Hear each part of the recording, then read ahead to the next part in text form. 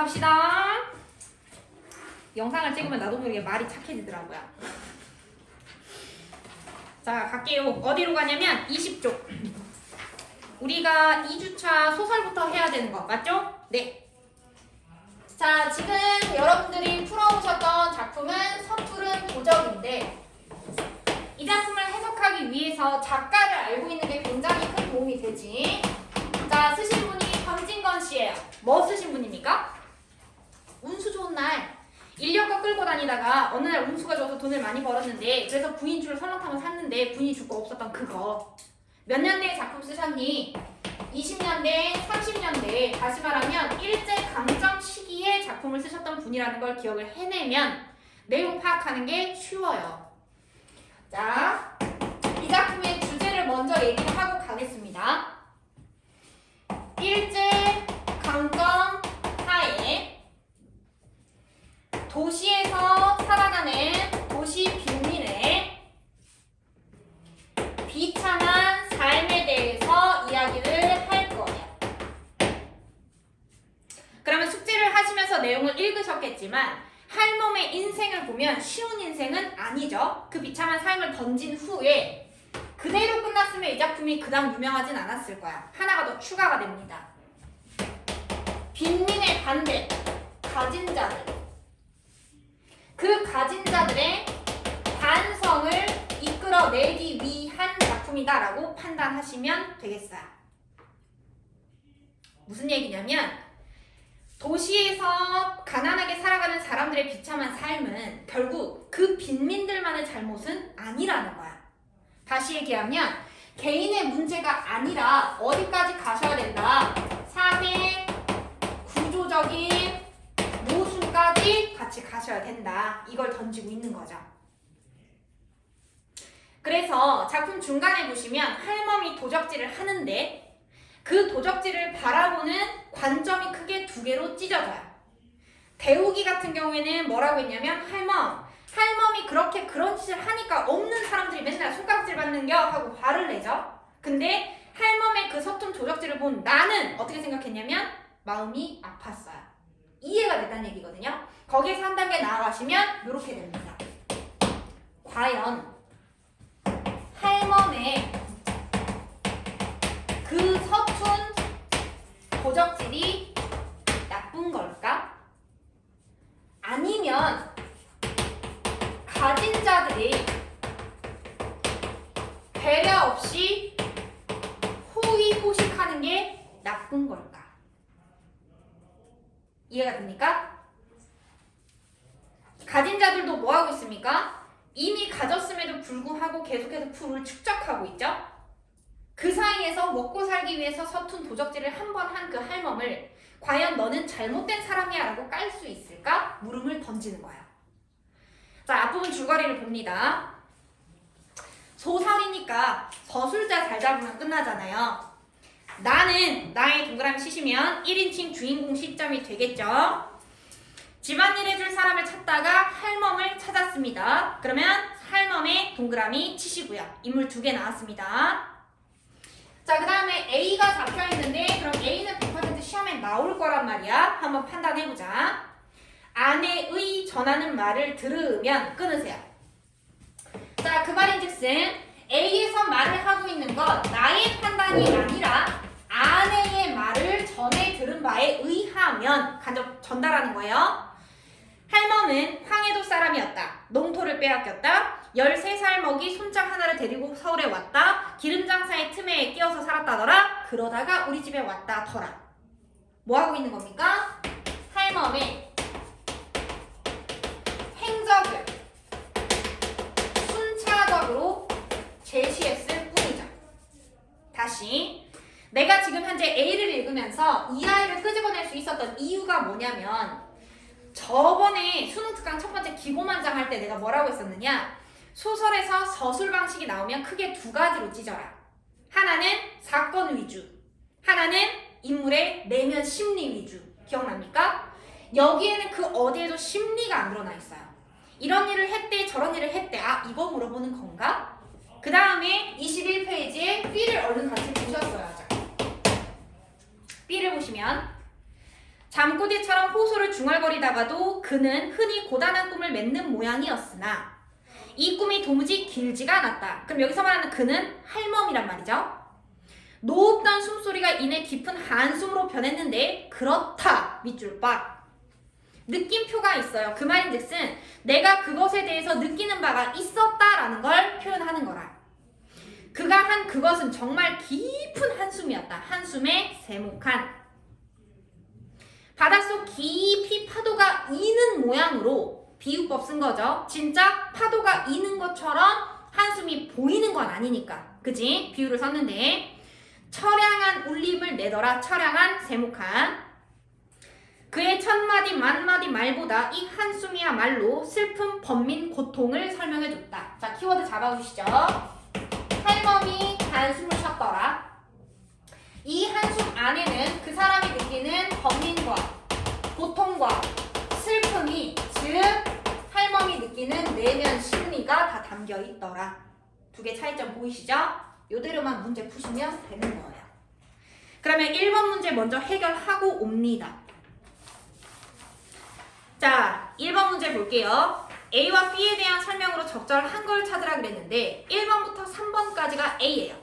그럼 키워드만 봅시다. 외양 안 나와요. 할멈의 생김새를 표현한 부분은 없어요. 2번 다양한 소재. 소재를 다양하게 사용한 적도 없어요. 처음부터 끝까지 할멈에 대한 얘기예요. 3번 특정 시점. 우선은 틀렸다고 봐야죠. 왜? 할멈이 처음에는 황해도였대. 그 다음에 이랬대. 그 다음에 이랬대. 시점이 2개 이상이에요.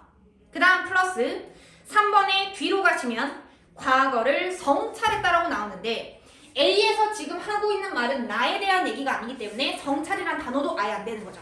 할멈이 대상이니까. 그럼 1, 2, 3번을 다 제끼면 4, 5번에 B밖에 안 남아요. 그런데 4번에서 공간적 배경의 사실적 제시를 했다.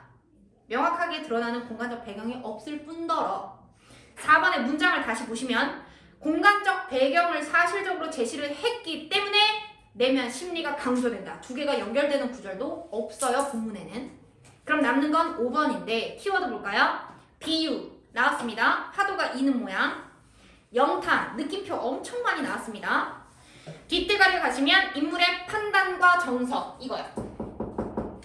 할멈의 한숨 속에는 번민이 담겨 있었을 거야 라고 내가 판단한 거지 할멈이 알려준 건 아니란 말이죠. 따라서 5번이 정답 하고 넘어가시는 거죠. 자, 본문으로 다시 가십니다. 자, 지금부터는 기역부터 미음까지 줄을 둬서 작품을 읽을게요. 기역. 그의 호소와 하소연이 6, 7월 장마처럼 그칠 줄을 몰랐다. 자, 할멈이 나에게 호소를 하는데 장마 모양으로 비유하고 있는 거죠.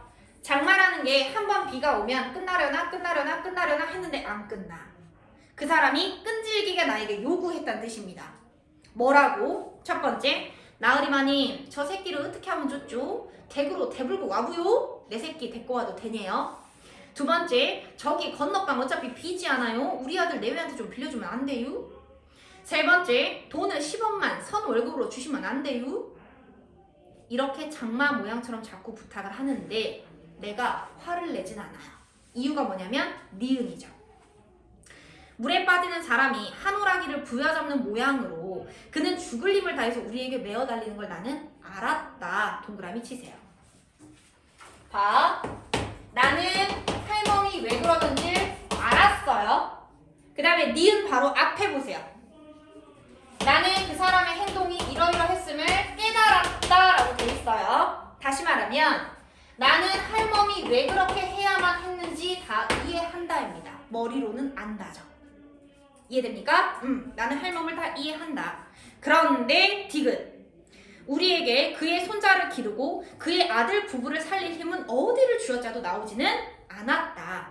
그러면 머리로는 알았지만 도와줄 방법은 없다인 거잖아요. 부담이 되기 시작하는 거죠. 또는 나 자신의 처지에 대해서 한계를 느끼고 있는 거예요. 지금 해줄 수 있는 방도가 없어요. 그래서 밑에 굵은 글씨 가보시면 나의 마음은 무거웠다. 그에게 동정을 하면 할수록 내 고통이 괴로워졌으니까 커졌으니까. 그럼 연결해보세요. 그에게 동정을 하면 할수록 나의 고통은 커졌다. 이렇게 되는 거죠. 문학에서처럼 한 발 더 내딛어 봅시다. 도와줘야 된다는 걸 머리로는 압니다. 짠합니다. 그런데 해줄 수 있는 방법은 없어요. 다시 말하면 이 사람은 안에서 내적 갈등을 일으키고 있구나라고 판단하셔도 됩니다. 이해됐을까요? 자, 그러더니 B가 나왔었고 리을로 갑니다. 자, 이제 우리의 이 할멈은 대우기의 새끼 밥도 잘 찾아주지 않았다.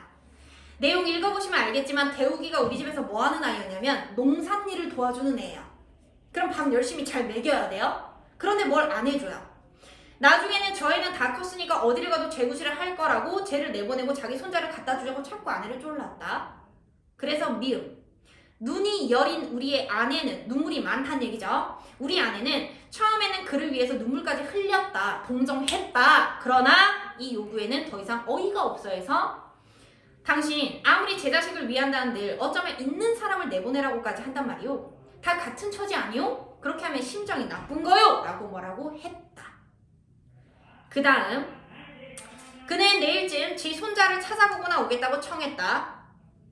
그 다음 문단 나는 어젯밤에도 잠을 못 잤다.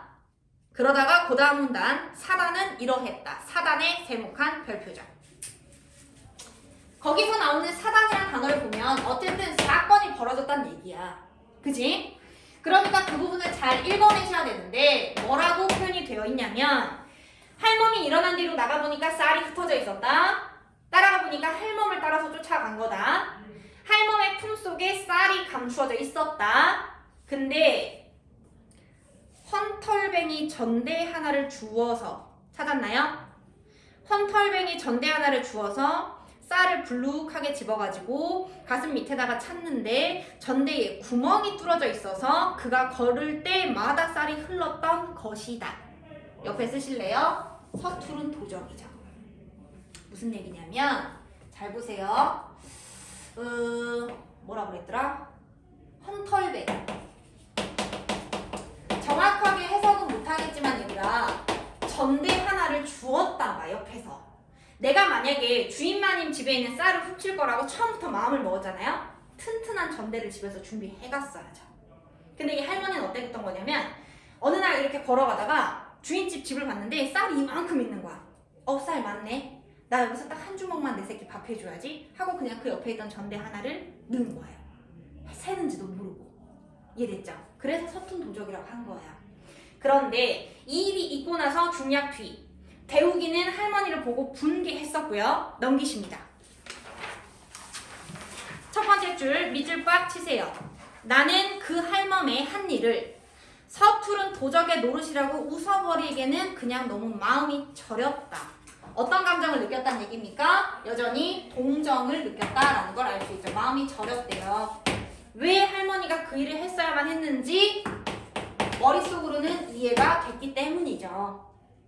그런데 다음 문단에 할머니가 말한 부분 잘 보세요. 섬으로 있는 쌀을, 이 섬이라는 게 쌀 한 섬, 쌀 두 섬 할 때 단위를 나타내는 거예요. 많은 거거든요. 집에 어차피 섬으로 있는 쌀 중에 내가 몇 줌 훔쳤다. 그게 어떻단 말이냐? 내가 굶주린 내 손자에게 딱 한 끼 밥을 해준들. 그게 어떻단 말이냐? 품속에 넣은 쌀까지 우벼서 뺏는 이 알뜰한 요것들아 밑줄 치세요. 찾나요? 이 동전 서푼이나마 마저 받아라. 그리고 잘 살아라 하고 가버렸대요. 이 말을 듣고 굵은 글씨 우리의 얼굴을 향해 심장을 향해 이 동전 서푼을 후려 갈긴 거라고 나는 생각했어요. 이걸 어떻게 해석하셔야 되냐면 이렇게 갑니다. 그들의 처지를 동정하고 이해는 했으나 그러나 그 어떤 행동도 하지 않은 우리가 되는 거예요. 이해됐을까요? 빈민들의 처지는 이해했으나 그 어떤 것도 하지 않은 우리, 그 사람들을 향해서 할멈은 소리를 지고 간 거다. 그러면 이 구절에 뭐가 드러나는 거냐면 서술자 나의 반성이 담겨 있음을 생각하시면 되는 거겠죠. 아, 내가 잘못했구나. 돌아가고 있니? 응. 자, 그럼 문제 풀어볼게요. 2번부터. 기업부터 미음을 이해한 내용으로 적절하지 않은 겁니다. 1번 지속적이다. yes. 장마. 2번 절박한 상황이다. 네. 3번 할멈 가족의 안위 때문에 그런 거지 할멈 개인 때문에 그런 게 아니다. 네. 4번 할멈의 요구를 들어주지 않는 대우기. X죠. 애초에 대우기는 집 주인이 아니어라. 그러면 부탁을 들어줄 수 있는 위치가 아닌 거죠. 따라서 4번을 제끼는 겁니다. 자, 그 다음에 3번 문제로 가시면 보기를 참고해서 윗글을 이해하라고 했어요. 다시 말하면 보기에 정답이 숨겨져 있다는 얘기죠. 해볼게요. 두 번째 줄. 농민들은 도시로 이주해서 빈민으로 전락했다. 빈민 체크. 그리고 이는 작품에 나타난 할멈의 빈곤과 타락의 문제로 연결이 될 거다. 자, 연결 어떻게 하래요? 할멈은 농촌을 떠나서 도시 빈민이 됐다. 그래서 결국 이런 빈곤이 그 여인의 타락으로 이어졌다. 그럼 여기서 말한 타락이 저거겠죠. 서투른 도적질. 이해됩니까? 그렇게 타락을 하게 됐는데 그 다음 줄. 할멈의 도둑질이 부정한 게 아니라 사회 구조적 모순에서 일어난 거다. 개인으로 가지 마시고 사회 구조의 모순으로 판단을 해야 한다. 그렇게 하고 나서 나는 할멈이 처한 상황에 대해서 내적 갈등을 겪기 시작한다. 자, 그럼 여기서 말하는 내적 갈등이 아까 어디예요? 저기죠. 머리로는 아는데 아무것도 못 해주는 그 상황. 그렇게 하다 보니 내적 갈등을 겪으면서 괴로워할 뿐만 아니라 벌어진 상황을 통해서 도덕적 자각을 하는데 나의 이러한 자각은 뭐라고요? 나의 이러한 자각은 이라고 했습니다. 그러면 정답은 5번이죠. 5번의 두 번째 줄 보실까요? 사회적 모순에 대한 할멈의 자각 X. 보기를 참고해서 읽으라고 했으면 보기 구절을 갖고 가야 되고요. 깨달음을 얻은 사람은 나지 할멈이 아니오라. 이해됩니까? 자, 그럼 나머지 체킹합니다. 1번. 할멈이 농토를 빼앗겼대요. 도시 빈민. 예스. 2번. 동정을 하면 할수록 고통이 커졌다. 내적 갈등. 예스. 3번. 쌀을 감췄다. 도둑질 했다. 대체 왜? 빈곤 때문에 타락한 걸로 볼 수 있다. 예스. 4번. 그런 짓을 하니까 못 받는 거예요. 라는 대우기는 단순히 부도덕한 것으로 해석했다. 예스. 내가 아니니까. 나는 이렇게 사회 구조적 모순에 초점을 맞췄지만 대우기는 그런 모습을 보이고 있지 않죠. 그래서 우리가 보통 어떻게 가냐면 대우기와는 조금 다른 나의 태도를 통해서 나라는 계층을 지식인 계층으로 연결할 수 있다고 봅니다. 무슨 얘기냐면 현재 상황에 대해서 단순히 잘됐다 잘못됐다를 따지는 게 아니라 그지? 이러이러하니까 이러이러한 거야 라고 머리로 이해할 수 있는 계층. 대우기는 지금 그게 안 됐잖아요. 당시 지식인 계층에 대한 이야기를 하고 있는 게 아닐까 확장시킬 수 있다. 됐습니까? 세 문제 다 맞은 사람 손? 좋습니다. 자, 3주차로 넘어갑니다.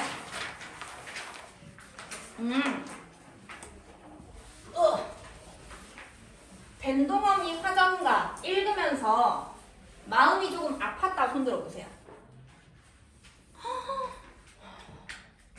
아무 느낌 없었다 손 들어보세요.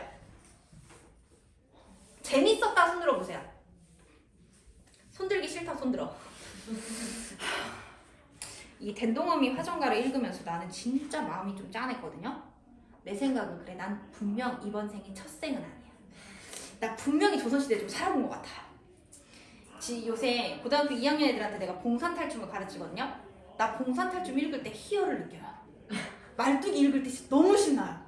그 애들이 막 이해를 못해요. 선생님 이게 재밌는 구절이 맞아요? 걔네는 모르더라고요. 걔는 첫생인가 봐요. 나 약간 옛날에 공연했을 것 같지 않아요? 각설이 마냥? 그럼 뭐야? 그지? 댄동어미 화전가는 아이들이 대다수 미녀 아니에요? 라고 말하던 작품 중에 하나인데 너희가 갈래 아는 것은 생각보다 중하다고 나는 보거든요. 이거 갈래 아는 사람 손들어요. 댄동어미 화전가. 아는데 말 안 하는 거죠? 그렇게 믿겠습니다. 자, 갈게요. 첫 번째 구절 읽어보세요. 네 글자, 네 글자, 네 글자, 네 글자. 보이십니까? 음수율을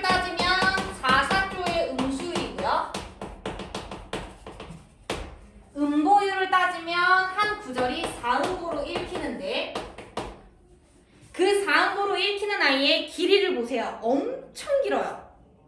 걔를 갖다가 우리가 뭐라고 표현합니까? 연속체라고 표현하죠. 행, 수에 제한이 없이 길게 표현할 수 있는 그 아이. 얘가 뭡니까? 가사 아닙니까? 얘는 가사입니다. 됐어요? 자, 그런데 가사 중에 우리 허난설원님의 규원가를 배웠습니다. 여인들이 얘기했던 그 가사 뭐라고 부릅니까?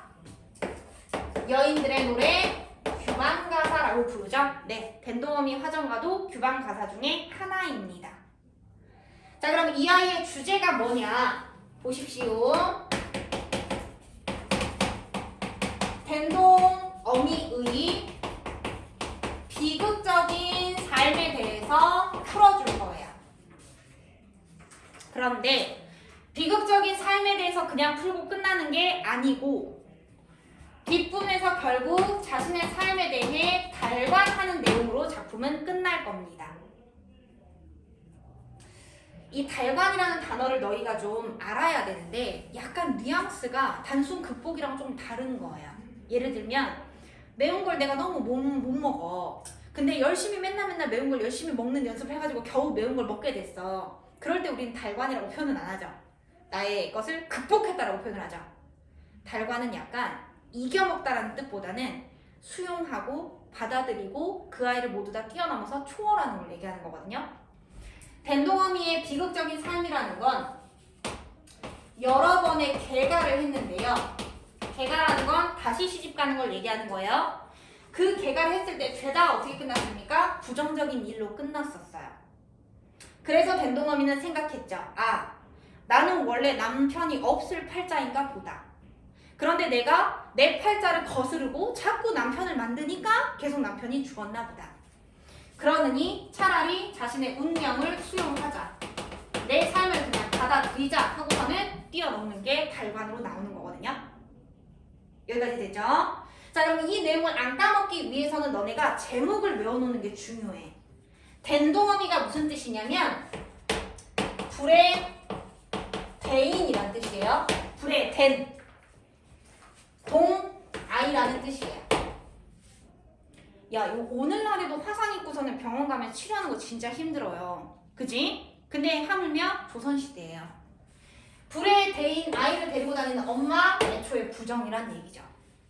그런데 이 부정적인 삶을 살았던 여인이 나중에는 사람들과 함께 파전놀이를 하면서 노래를 부르면서 자신의 삶을 달관하는 모습을 보여줘요. 이게 댄동어미 화정가입니다. 여기까지 됐죠? 자, 해석 한번 해볼게요. 잘 따라오셔야 됩니다. 자, 댄동이를 들쳐업고 본고향에 돌아오니 이전 강산 의구 하나 인정 물정 다 변했네. 다시 이전에 있었던 강산은 의구 하나 그대로이지만 고향에 있는 인정과 물정은 죄다 변했구나. 다시 말하면 자연과 인간을 대비해서 표현하고 있구나. 잡아내란 얘기죠. 자연은 그대로인데 사람은 변했구나. 그래서 우리 집을 찾아가 보니까 우리 집은 터만 남아서 쑥대밭이 되어 있구나. 쑥대밭에 세목한 아는 이 하나 없고 모르는 이 뿐인데 그늘진 은행나무는 그 모습 그대로 있어요. 그럼 은행나무에 동그라미 쳐주시죠. 자, 여기에 은행나무를 같이 생각해 주시면 좋을 것 같네요. 모르는 이 뿐인 와중에 내 눈에 띄는 똑같은 애가 있으니 걔가 딱 은행나무야. 그럼 그 은행나무를 보고 아, 나 고향에 돌아온 거 맞구나. 이렇게 되는 거죠. 이해됐죠? 자, 그 와중에 난데없는 두견새가 머리 위에 둥둥 떠 있습니다. 두견새에 네모칸이 쳐져 있는 걸 보니까 100% 시험에 나올 거고요.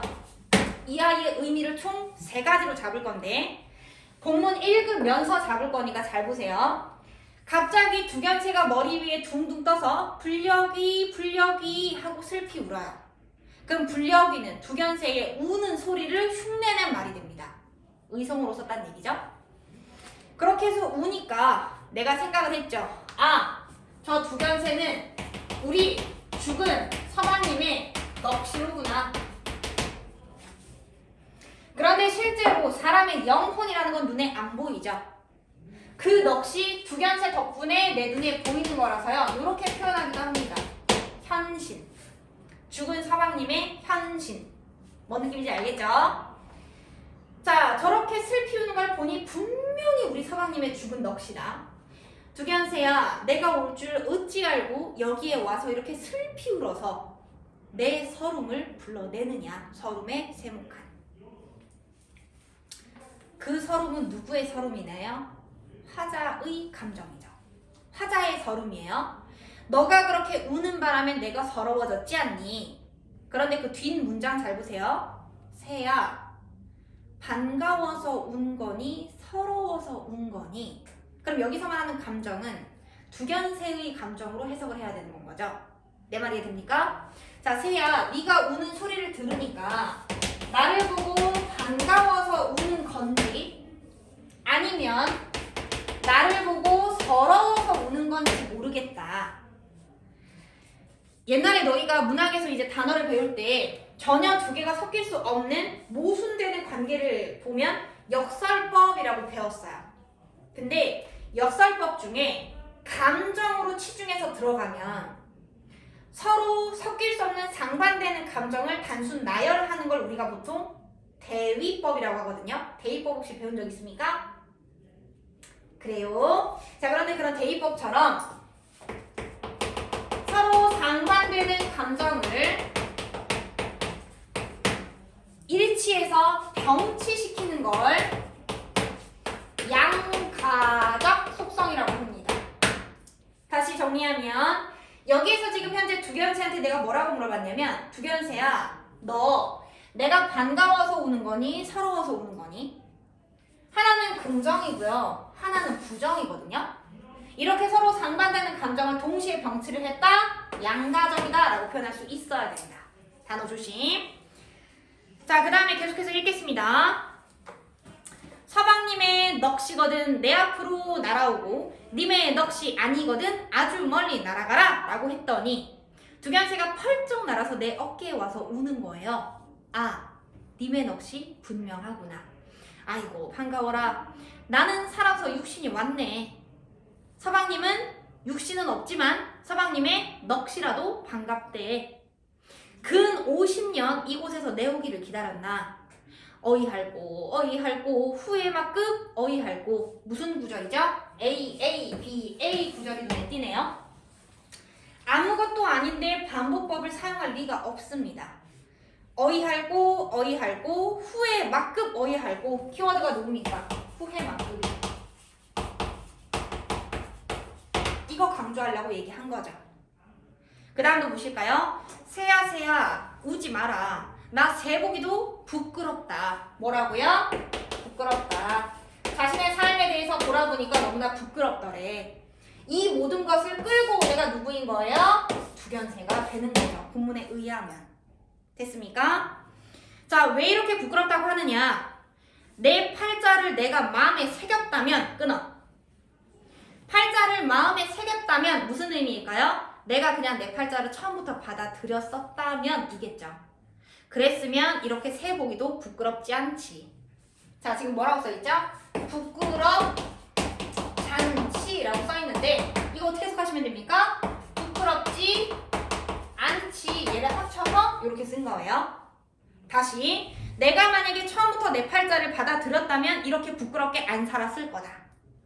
처음에 당초에 친정에 와서 서방님과 함께 죽어서 지금 저 두견새와 함께 자웅이 되어서 암컷과 수컷을 지칭하는 거예요. 한 커플이 되어서 천만년 그냥 살걸. 후회. 내 팔자를 내가 속아 기어이 한번 살아보려고. 자, 기어이 한번 살아보려고 밑줄 거기다가 쓰세요. 이렇게 후회할 거 왜 했느냐? 그래도 한번 살아보려고 개가를 했다. 개가 이유가 이거예요. 생각해보면 그렇지 않아? 조선시대에 여인들이 할 수 있는 일은 많지 않아. 그지? 그리고 먹고 살려면 옆에 남편이란 존재가 필요했던 거죠. 기댈 공간이 필요하죠. 그래서 개가를 했다는 얘기야. 남자를 밝혀서 한 게 아니라 남자가 좋아서가 아니라 나도 먹고 살라고 개가를 했다. 그랬는데 첫째 난군 그네 타다 죽고. 웃으면 안 되는데 옛날 그네는 얘들아 요새 그네랑 달라. 우리 어르신들은 완전 고구려 후손인 거 알죠? 그네가 나무가 이렇게 크게 있어. 여기다 이렇게 달아. 이거 타면 막 거의 하늘로 올라가요 막. 위험하죠. 그러다 뚝 떨어지려. 어떡하면 좋아? 응? 그렇게 해서 그네 타다 죽고, 두 번째 분은 괴질, 뭐 병에 걸려서 돌아가신 것 같죠? 세 번째 분은 물에 죽고, 네 번째 줄은 불에 죽고. 이때 내 새끼가 불에 데인 거예요. 그 불에. 이내 한번 잘못 살고 내 신명이 그만일세. 첫째 난군 죽을 때 나도 함께 죽었거나, 이내 살더라도 차라리 수절하고 다시 가지나 말았으면, 뭔 얘기입니까? 걔가 안 했으면 지금처럼 산을 보아도 부끄럽지 않고 저 새를 보아도 무안하지 않았을 텐데. 여전히 계속 뭐하고 있는 중? 후회하고 있는 중인 걸 눈치챌 수 있죠.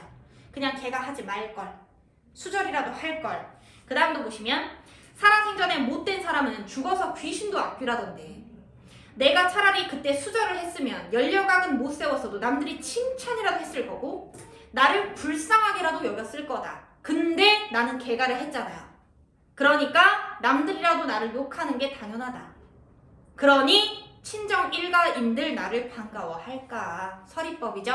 아무도 나를 반가워하지 않았다가 됩니다. 그러니까 얼마나 슬프겠니? 이제 남편도 다 죽었는데 주변에 사람이 없는 거예요.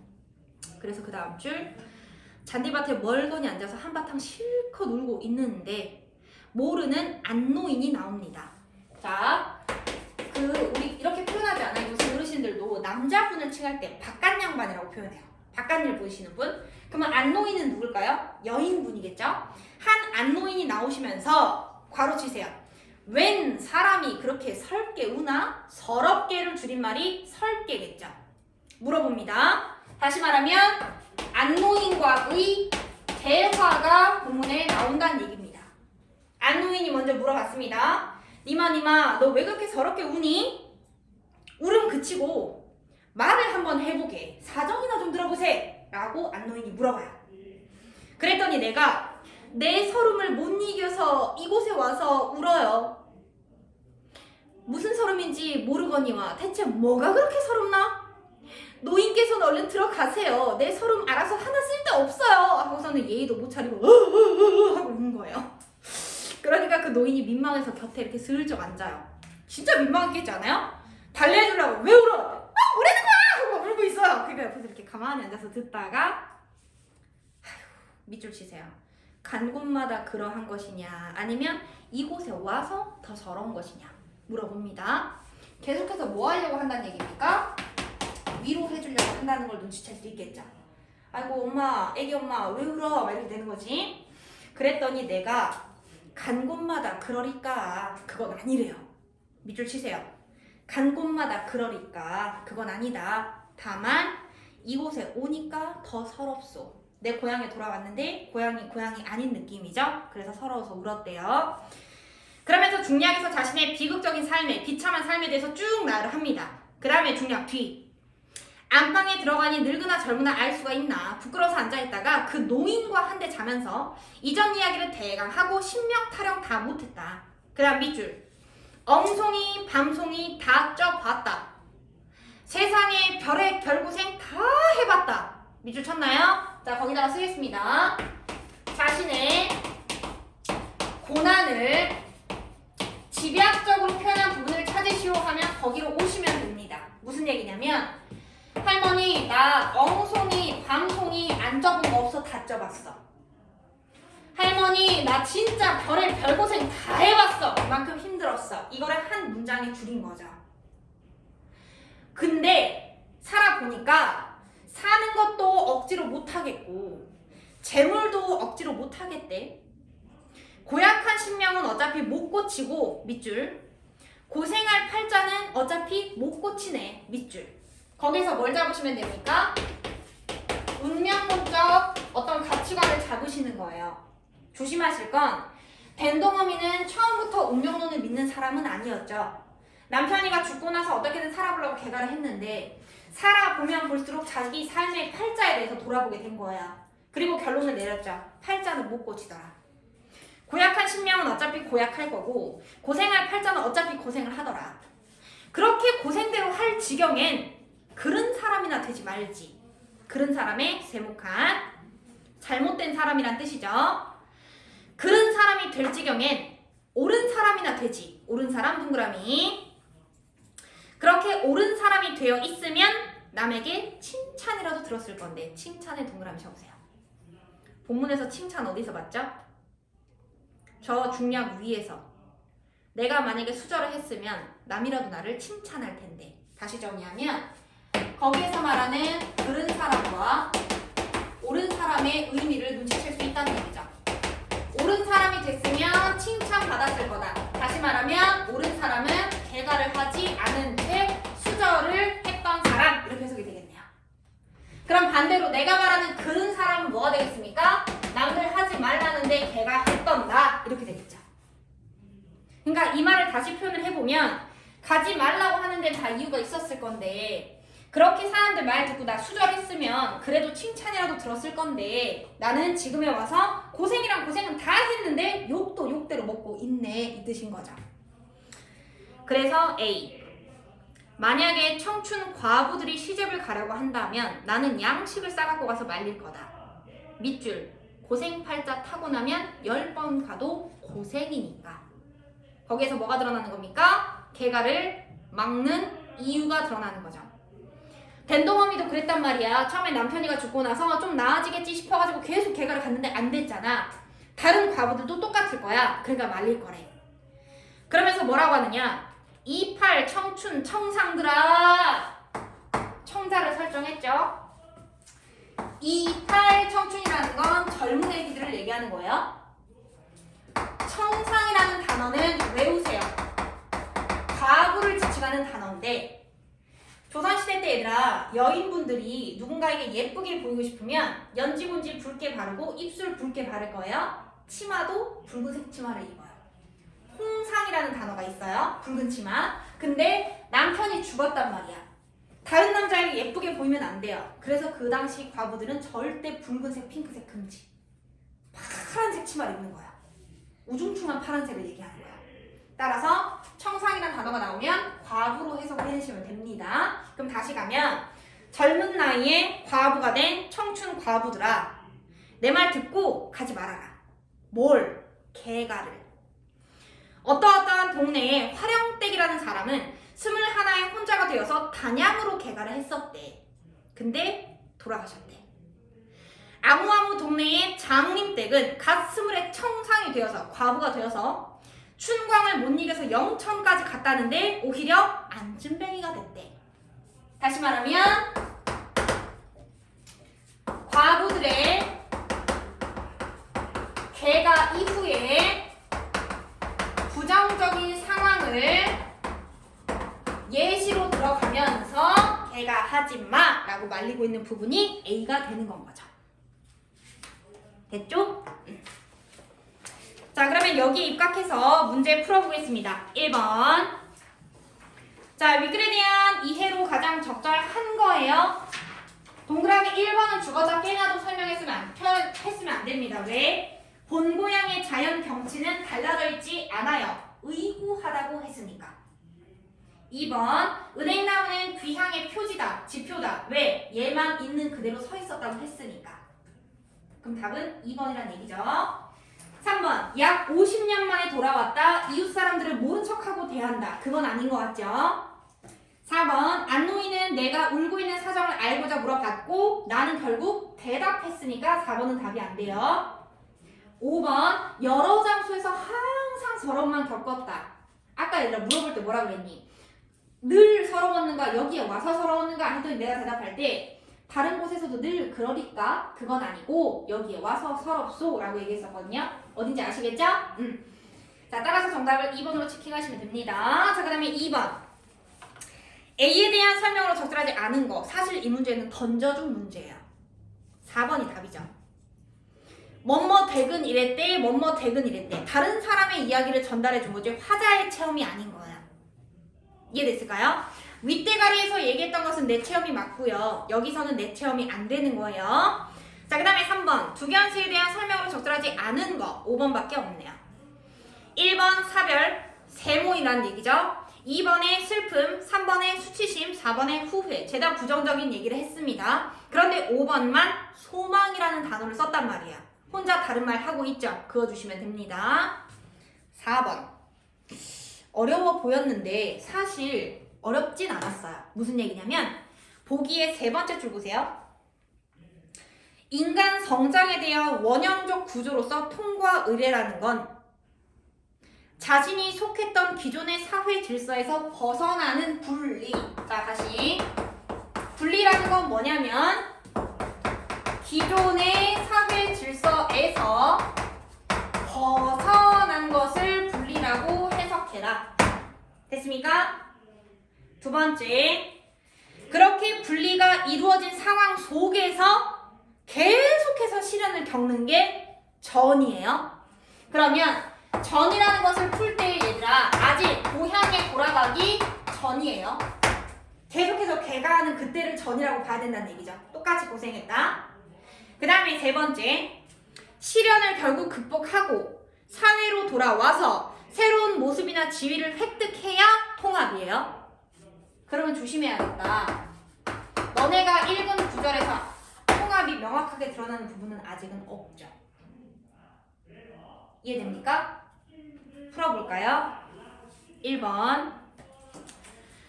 첫째부터 넷째까지에 이르도록 화자가 거듭해서 시집을 간 것은 수절이 미덕이었던 기존의 가부장제에서 벗어난 밑줄 벗어난 행위니까 통과 의례로 치면 분리다. 네. 2번. 기어이 한번 살아보려고 라는 구절은 남성에게 의존해서 살아가려는 노력이다. 이거 어디 나오죠? 위에 보기 밑에서 두 번째 줄에 나오죠.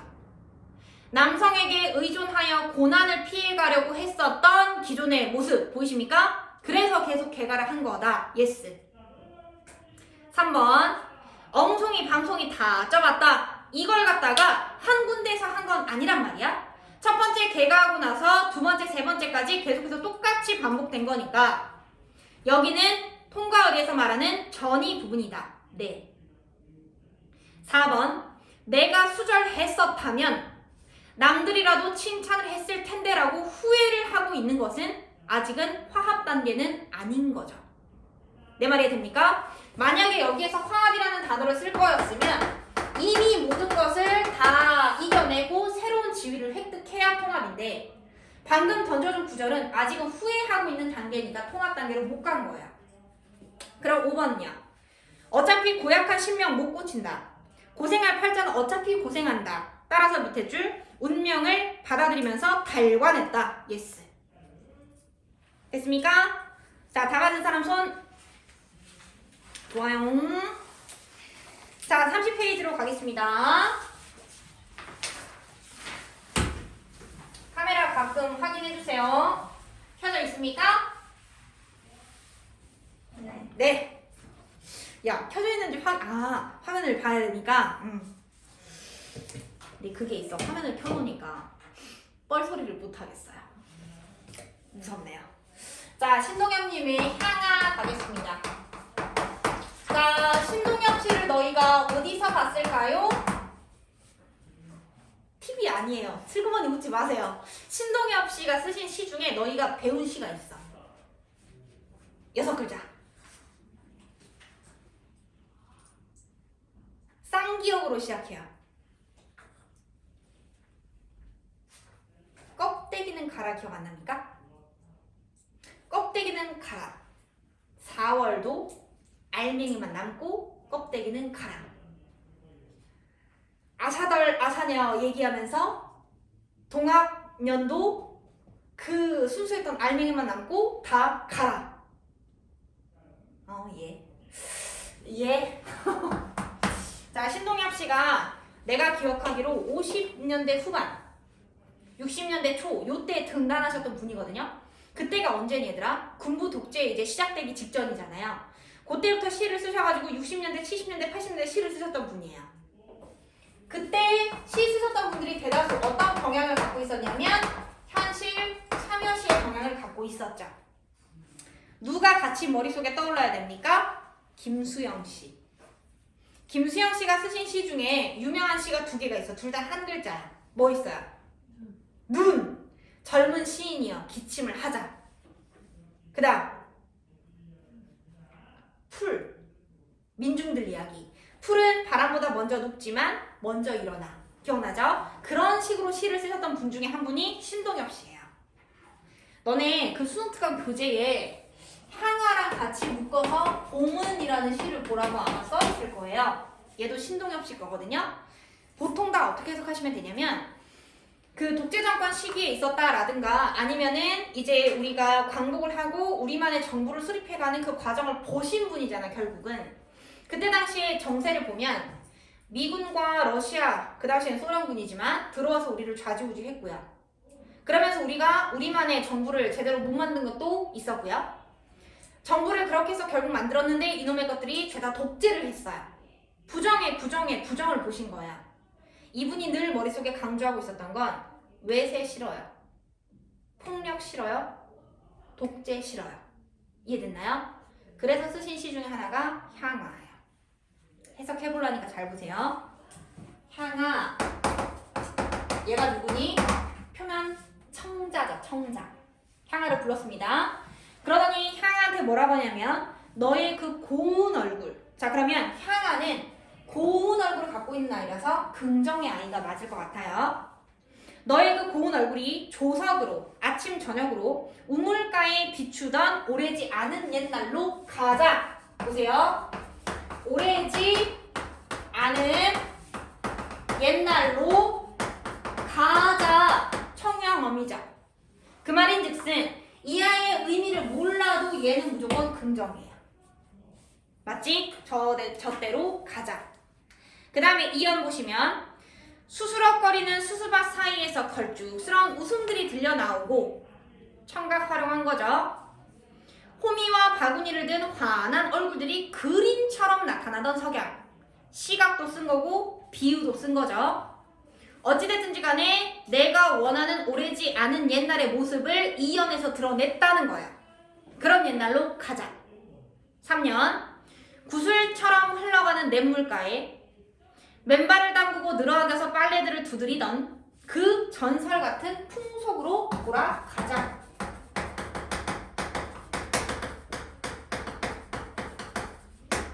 물론 돌아가자라고 썼지만 구절은 비슷하죠. 자 이렇게 한번 해볼게.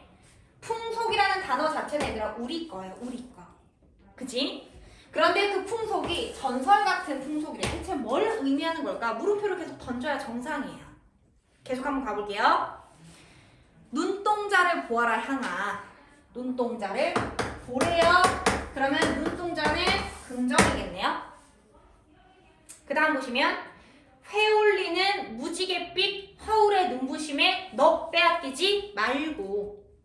무지개라는 단어는 되게 좋아 보이는데요. 그 무지개의 허울이라고 표현했어요. 겉모습이잖아요. 빈 껍데기. 여기에 빼앗기지 말래 눈을. 그럼 얘는 부정이죠. 어떤 식으로 해석하시면 되냐면 너네가 왜 사람을 볼 때 사람의 내면을 가장 잘 표현해주는 게 눈이라고 하잖아요. 들어봤죠? 그런 말은. 거짓말하는 애기가 있을 때 엄마가 맨날 뭐라 그래? 엄마 눈 봐! 똑바로 봐! 이렇게 얘기하죠. 내면이 눈에 비쳐요. 어떤 본연의 것을 봐. 근원적인 것을 봐야지 외향적인 거 보지 마. 허울이라는 단어 자체가 부정이잖아. 그치? 겉만 번지르르한 거 보지 말라는 얘기예요. 그렇게 하지 말고 철 따라서 푸짐하게 두레나 먹던 그 정자나무 마을로 가자. 그럼 정자나무 마을은 동그라미겠죠? 미끄덩한 기생충의 생리와 허식에 걔는 세모겠죠? 인이 백이기 거기까지도 세모겠죠? 전으로 가자. 전이 들어가면 긍정으로 돌아가는 거죠. 다시 기생충처럼 나쁜 방식으로 살아가는 생리와 허식의 인이 백이기 전이니까 아주 좋았던 시절로 돌아가자는 얘기예요. 그래서 눈빛 아침처럼 빛나던 우리들의 고향 동그라미 병들지 않은 젊음 동그라미 그거 자꾸 찾아가자. 향아 나는 허물어질까봐 두려워. 얼굴 생김새에 맞지 않는 발돋움의 흉내는 그만 내자. 그럼 여기서 말하는 생김새에 맞지 않는 발돋움의 흉내는 부정이 되겠죠. 이해됩니까? 그런 거 흉내내지 말고 들국화처럼 소박한 목숨 가꾸기 위해서 맨발을 벗고 콩이나 매던 차라리 그 미개지로 가자. 미개지 동그라미. 그 단어 가지고 앞에 구절을 해석하면 되겠네요. 그지? 봐라. 오래지 않은 옛날, 뭘 의미하는지 사실 알 수 없어요. 전설 같은 풍속, 의미를 알기는 좀 어려워요. 미개지라는 단어가 무슨 단어입니까? 미, 개척, 지, 미, 개발, 지. 아직은 개발이 되지 않은 본연의 모습을 가진 원래 그냥 그 세계, 걔를 있는 단어로 돌려보면 순수가 되는 거거든요. 그럼 이제 쓱 풀려요. 신동엽 씨가 70년대, 80년대 현질 참여시 쓰신 분이라고 분명히 얘기했습니다. 그럼 그 당시가 언제냐면 독재도 독재지만 산업화, 도시화를 떠올리시기가 쉽죠. 향아, 우리 옛날에 우리가 갖고 있었던 그런 순수한 마음 좀 갖고 나오자. 자꾸만 겉으로 보이는 무지갯빛 허울이나 말도 안 되는 발도도 흉내내는 그런 물질 문명의 외형에 속지 말고 이렇게 되는 거예요. 산업화 도시화하면 사실 삐까뻔쩍 예쁘죠. 막 발전하는 거 눈에 보이죠. 그런데 걔네들이 커가는 와중에 사람들의 속내는 골아 터지고 있는 거야. 됐어요? 그래서 이 작품의 주제를 만약에 쓰라 그러면 이렇게 정리하시면 되겠네요. 자, 겉보기에 화려한 물질 문명들을 비판합니다. 그러면서 순수한 세계로의 지향을 드러내고 있는 작품, 이렇게 되겠네요. 그 아이를 향아라고 가시면 되겠다. 됐습니까? 자, 그 다음에 나문단에 나오는 김관식님의 폐가에부터 해석이 사실 너무 쉬워요. 시가 길어지면 길어질수록 쉽다고 보시면 돼요. 명사만 단순히 나열하는 게 아니라 서술어를 많이 써주면 써줄수록 쉬워요. 해석해볼게. 길을 가다 보니까 외딴집이 하나 비어있더라. 누가 봐도 비어있는 외딴집이 폐가겠죠? 그러면 세모를 미리 칠게요. 맞죠? 자, 그런데 그 외딴집에 내가 무슨 이 집에 연척이라도 있는 양, 아무것도 없는데 그런 것처럼 괜히 쓱 들어가서 앞뒤를 한 바퀴 휘둘러 봤어요. 그랬더니 구렁난 지붕부터 괄호 치시고 리을 끝까지 괄호 닫으세요. 자, 방금 괄호 친 부분이 뭐 하고 있는 부분입니까? 내가 들어가 본 외딴집을 묘사하고 있는 부분이 되는데 묘사한 내용들을 볼까요? 구멍 나 있고요. 뭐 어디가 찢어져 있고요. 죄다 부정이죠. 이해됐죠? 자, 그러면 폐가의 묘사 내용 자체는 부정 이렇게 가시면 되겠네요. 그 다음에 31조. 자, 이걸 가지고 온 마른 강변에 된소 내뛰듯. 잘 보세요. 마른 강변이니까 강물이 많지 않아요. 거기에 불에 데인 소가 냅뛰듯이에요. 그럼 자기 몸을 식힐 수 있을까 없을까? 없단 얘기죠. 다시 얘기하면 해결 방안이 없는 상황을 이렇게 표현한 겁니다. 마른 강에 불에 데인 소가 뛰듯 우리는 그 어떤 것도 할 수 없었다. 해결 방안이 없다. 그래서 사람들이 어떻게 했냐면 암만 바시돼도 필경 먹고 살 도리가 없어가지고 결동지기 천수답과 고라실 턴논 논뱀이 밭다랑이 다 버려두고 끊어. 옆에다 쓰세요. 농촌 몰락 이촌 현상.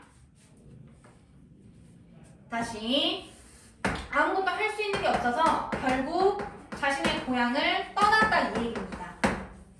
이해됐죠? 그래서 뭐라고 했냐면 차라리 지게품을 팔거나 막벌이를 하더라도 도회지어야 되겠다라고 사람들이 갔대요. 이걸 너네가 사회 시간에 이렇게 배운 거야. 이촌향도. 맞죠? 도시로 사람들이 간 거예요. 그런데 오쟁이 톡톡 털어서 이른 아침 지었고 가다가 차 안에서 먹을 보리개떡도 쪘겠지만 어쨌든 한 번 떠난 사람들은 다시는 소식은 없었죠.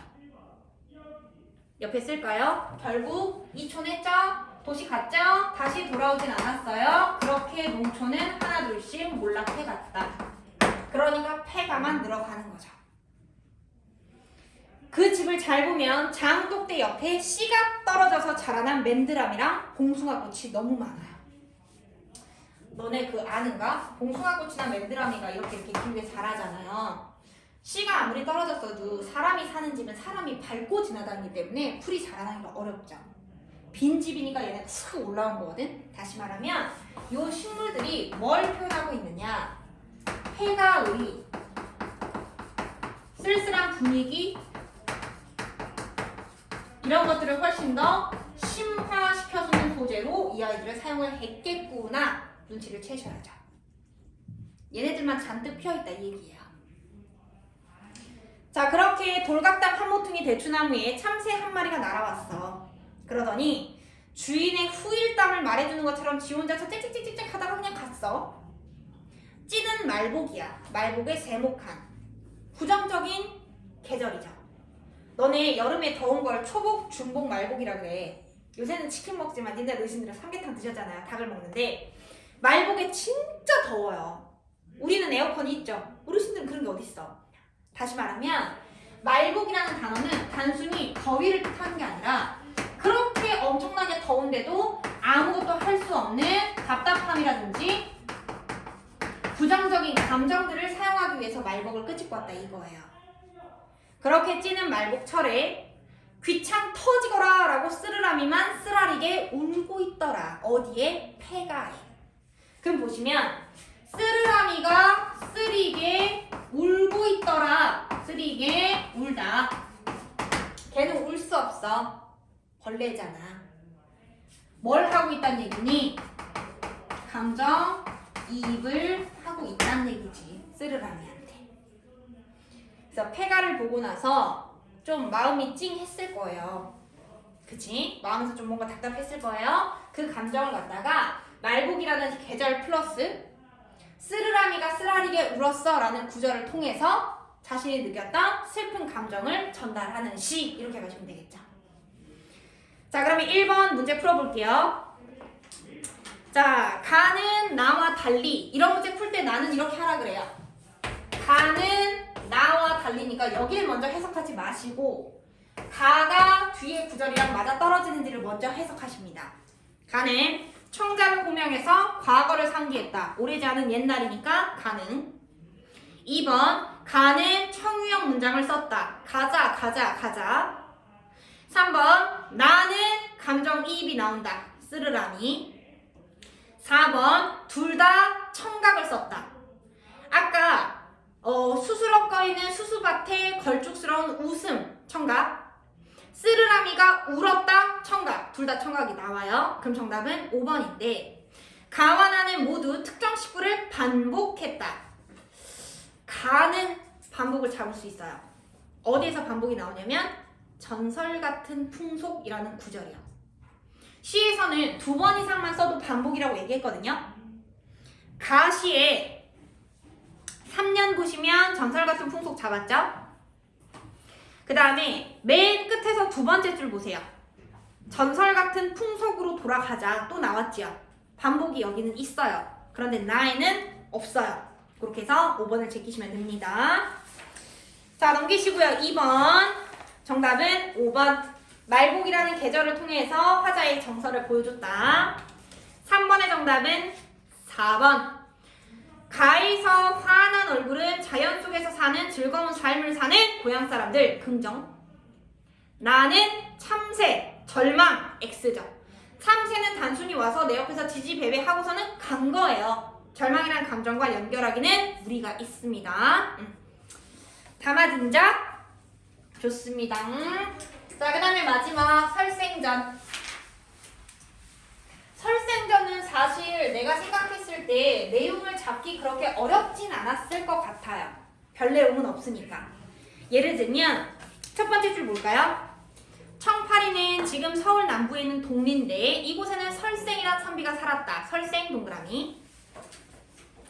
제목이 설생전이니까 걔를 잡아야 될 거 아닙니까? 뭐라고 나오냐면 설생이라는 아이는 의기가 많고 의롭다는 얘기죠.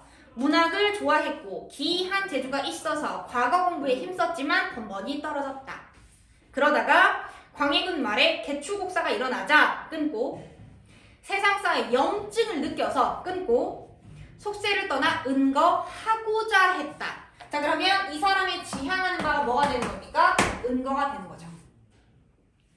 마침 친구 하나가 설생의 집에 왔다.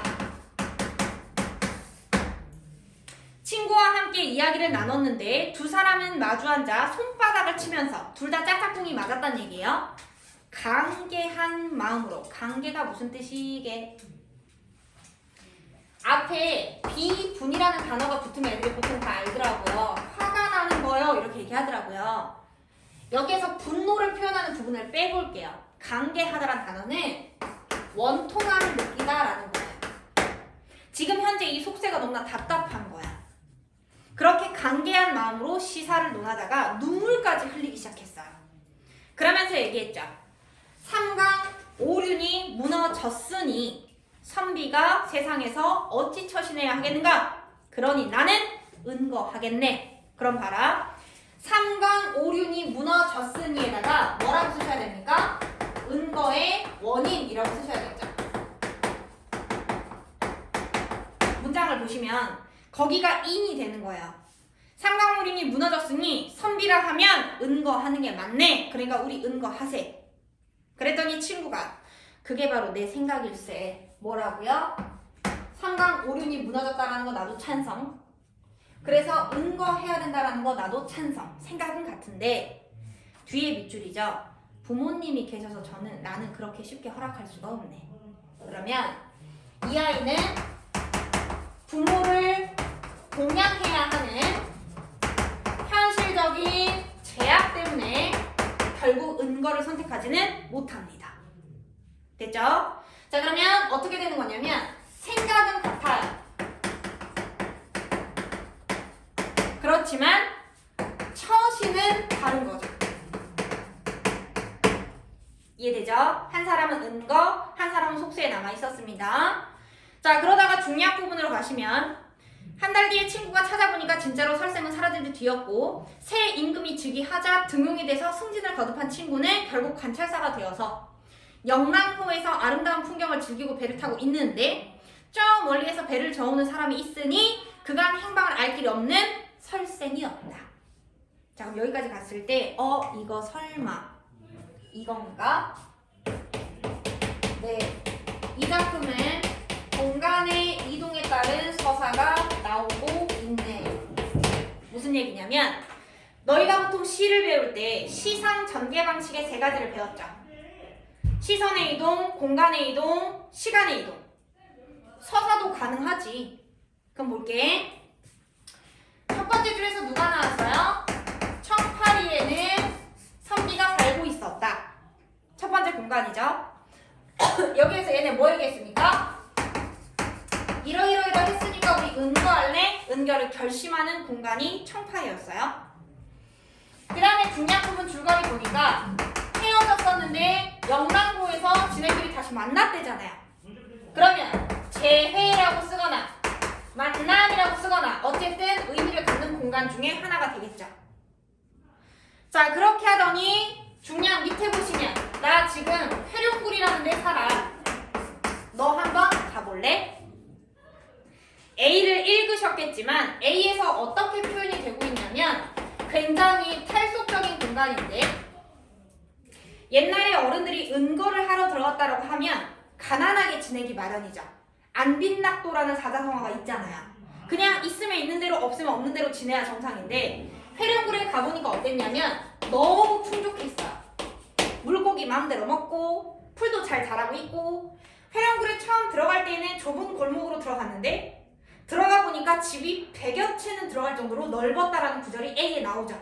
그렇게 해서 회룡굴 잡아내시고 나중에 서울로 나를 다시 한번 찾아오게 라고 얘기해서 설생이가 관찰사 친구를 만나러 서울에 갑니다.